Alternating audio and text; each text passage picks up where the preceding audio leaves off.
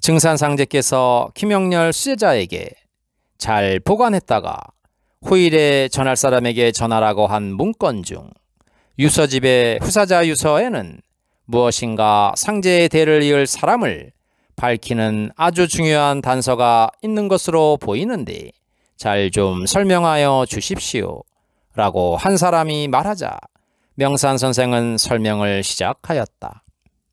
증산상제께서 일찍이 사폭병풍 한 폭을 손수 만드시고 앞면과 뒷면을 친필로 글을 써서 제종숙 성혜씨에게 주셨다고 하였다. 그 병풍 내용의 글은 다음과 같다.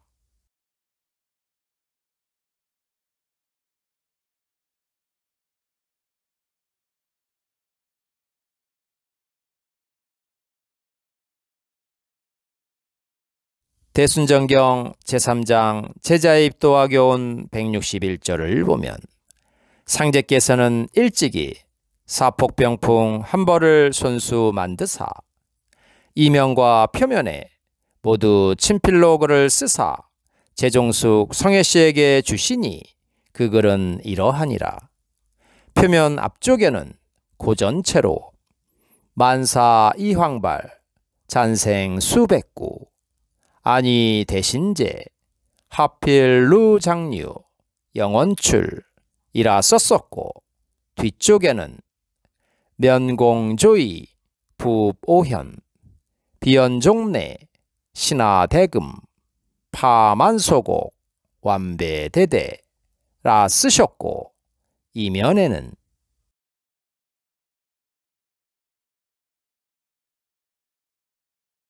기랴괄 개의학입신 막약선효제 이봉친장 불감생교의 개의학간록 막약근도예 상문제격언 학이우즉사 개의원치욕 공즉근호래 자비이존인 선피이후기 거세호승봉 앙앙증의기 부지승봉자 이위완희 라 쓰셨고 또 별지에 비봉접착하여 전도일계 고대일체 요대일체 삼색체일 행다경 백학도 이라 쓰시고 또 오가양백학 비거원로야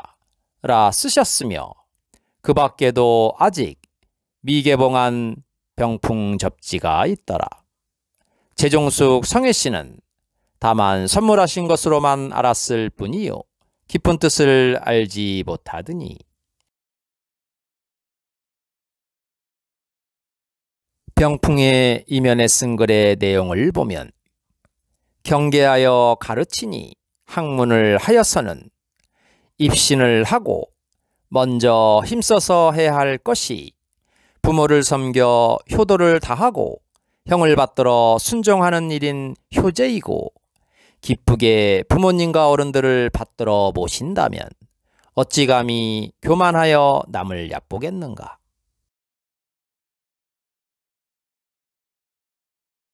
경계하여 가르치니 학문을 하여서는 녹을 구하고 삼가 부지런히 도예에 힘을 쓰고 일찍이 여러 성인들의 격언을 들어 배우고 넉넉한즉 출사를 하고 경계하여 가르치나니 치욕을 멀리하고 공손히 예를 가까이 하고 스스로 낮추고 남을 받들며 다른 사람을 먼저 생각하고 자신은 뒤를 따를 때 온 세상 사람들이 기쁘게 받들어 모시게 될 때는 또한 그 의기가 한층 높아질 것이다.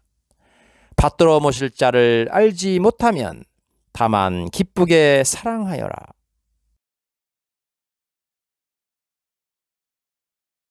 이상은 기본적으로 수신제가 할 것을 경계하신 말씀으로 볼 수가 있다. 표면에 쓴 구절을 보면 만사이 황발 잔생수 백구라 하였다. 이 말은 만사가 황발에서 끝나게 되어 있으니 앞으로 남은 목숨은 모름지기 백구를 따르라.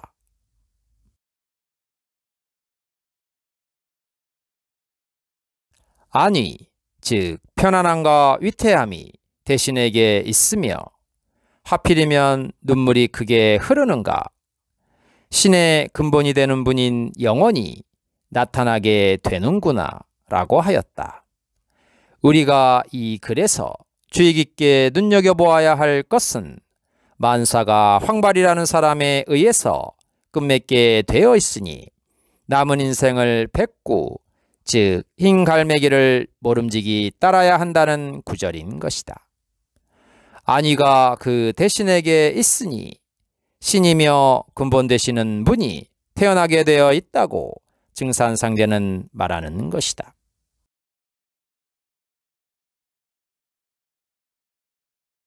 우리는 증산상제의 글 속에서 황발이라는 말과 백구라는 말이 무슨 뜻인지 분명히 안다면 이 모든 말이 풀리게 된다는 것을 알 수 있는 것이다. 황발이 모든 일을 이루어서 끝맺는 사람이라는 것과 또한 분명히 사람들이 따라가야 할 사람이 바로 백구라는 것을 지적해서 전하는 말인 것이다. 한마디로 후사자가 황발이요 백구라고 증산상제께서 밝히는 말인 것이다. 그러나 누구를 뜻하는지는 알 수가 없는 말인 것이다.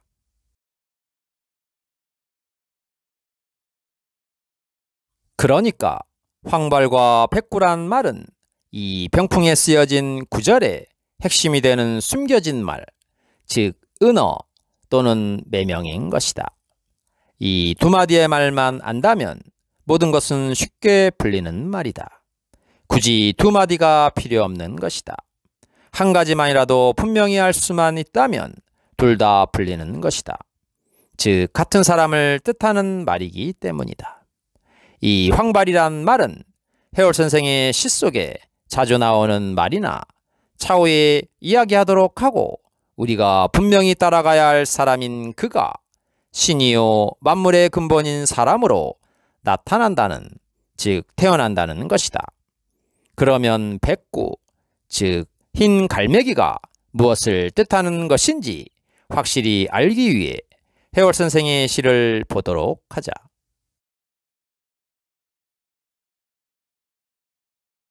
해월 선생 문집 1권 30장 154편을 보면 창파만리 백구신, 우락인간 만목진, 천달광명 비천칭, 인의 취여 류경진, 정난번처 환생학, 세로기두 경유진, 진동고인 휴박촉, 장부심사 임천진. 창파만리의 흰 갈매기인 백구신이 마침내 티끌이 가득한 인간 세상에 떨어졌구나.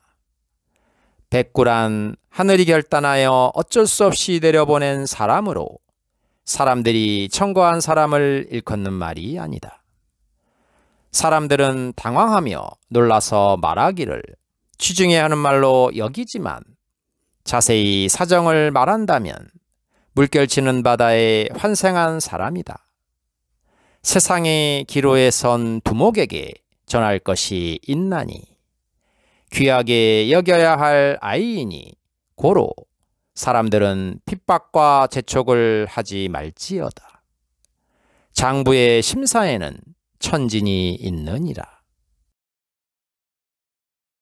이 시는 해월 선생이 1585년에 대과에 급제하여 예문관 검열이 되어 권례에 근무하고 있을 때 그의 종제인 혼원과 경원을 불러서는 시를 지어 보여준 시이다.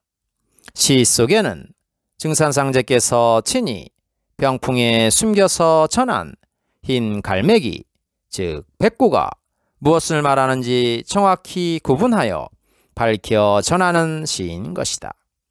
이 시를 보면 푸른 파도가 치는 넓은 바다에 사는 흰 갈매기가 마침내 뜻밖에도 티끌이 가득한 인간 세상에 떨어지게 되었다고 하였다.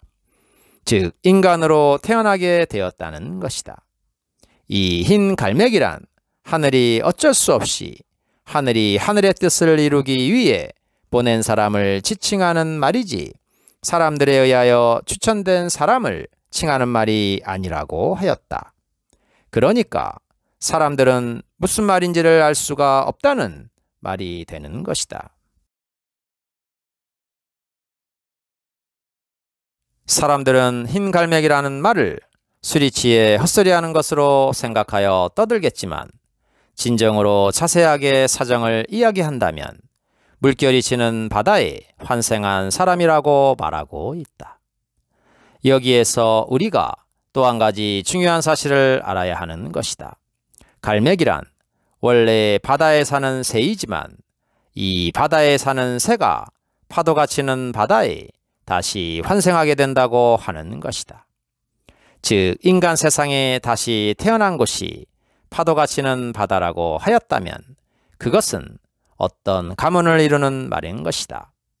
다음 구절을 보면 더욱 정확한 것을 알 수 있는 것이다. 격암선생의 마상록을 보면 비불승 치세야 포차황 해강문 십승인 정도령이 세상을 잘 다스리지 못할 사람이 아니니 그 황을 찾아라. 바다라고 하는 것이 바로 그가 강림한 가문이다. 그러자 한 사람이 질문했다. 하나님 아들이 인간으로서의 성이 황씨인 것은 알 수가 있지만 어느 황씨 가문인지를 어떻게 알 수 있겠습니까? 라고 하자 명산 선생은 다시 설명을 시작하였다. 황씨 가문 중에서 바다를 뜻하는 글자가 들어있는 가문을 찾으면 알 수 있을 것이라고 격암 선생께서 밝히는 말인 것이다. 라고 하자 주위의 사람들이 웅성거렸다. 황씨라면 먼저 장수, 창원, 우주, 평해를 말하자 사람들은 그 평해가 바다 해자가 들어가는 바로 그 해자가 아니냐며 웅성거렸지만 명산선생은 계속 말을 이어갈 뿐이었다. 이미 앞에서 밝힌 바와 같이 십승 정도령이 해월선생의 후손으로 태어나게 되어 있다고 밝힌 것이다. 그런데 해월선생의 성은 황씨이고 본관이 어디이냐 하면 바로 평해인 것이다. 그는 평해 황씨인 것이다.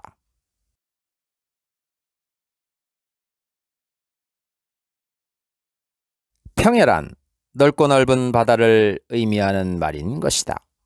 즉 평해 황씨 가문에 태어난다는 것을 이와 같이 파도가 치는 바다에 인간으로 다시 환생하게 된다고 하는 것이다. 또한 그가 세상을 살아가는데 기로에 처해서 어떻게 대처하여야 할지 모르고 어려워하는데 해월선생께서는 그 두목인 자신의 후손에게 전해줄 것이 있다고 하는 것이다. 즉 어려움을 뚫고 건너갈 수 있는 나루터가 있다고 하였다.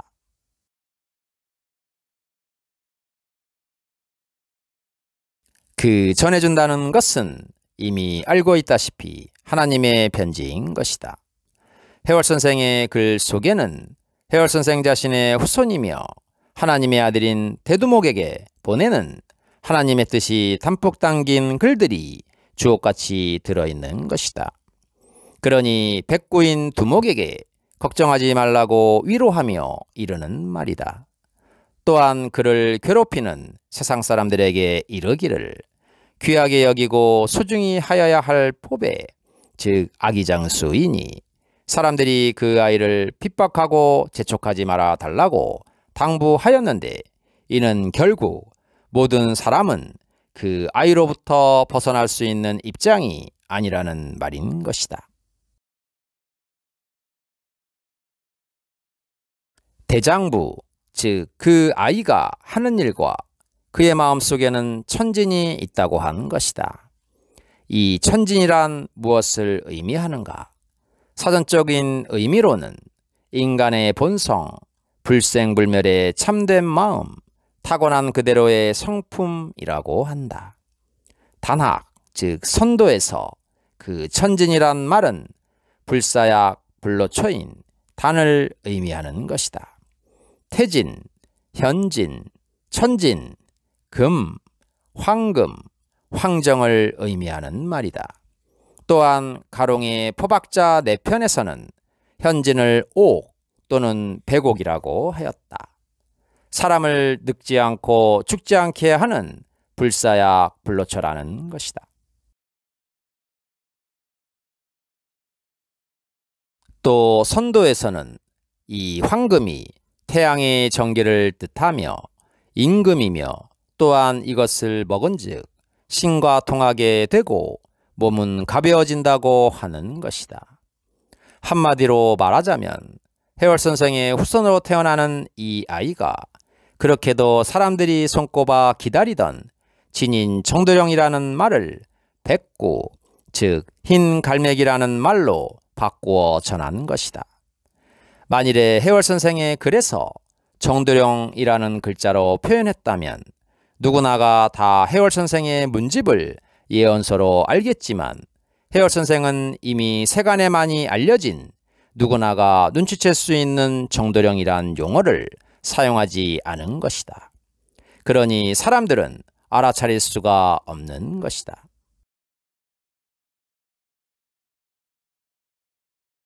또한 증산상제께서는 자기의 후사자로 점지한 사람을 백구, 즉 흰 갈매기라는 은어로 유서에 남겨 전하였으니 아무도 알 수가 없는 것이다. 백구란 말하자면 하나님 아들의 암호명 같은 호칭이었던 것이다. 그러니 어느 누가 이런 참 의미를 알겠는가? 그러나 증산상제께서는 모든 일을 이 백구한테 맡겼으니 앞으로 남은 목숨을 모두 백구에게 바치라고 충고하는 것이다. 또한 이 내용을 알기 전의 행위는 문제를 삼지 않으니 이후에는 정성을 다하고 따르라며 당부하는 말의 의미도 들어있는 것이다.